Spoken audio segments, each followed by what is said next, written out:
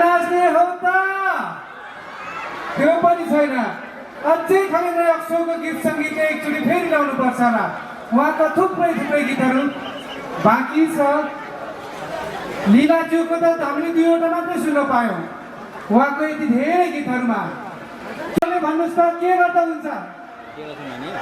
फेरि गीत सङ्गीतमा एकचोटि रमाउँ होइन त?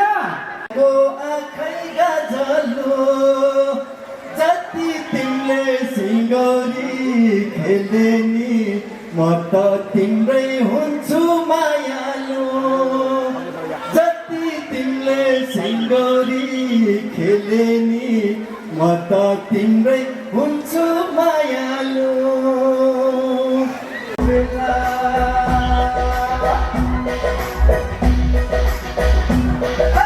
सन्जुकाले भेट्दाको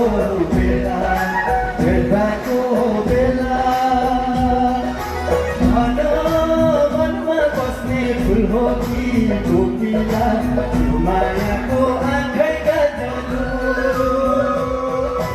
जति तिमीले सिङ्गौरी खेले नि म त तिम्रै हुन्छु मायालु। जति तिमीले सिङ्गौरी खेले नि म त तिम्रै हुन्छु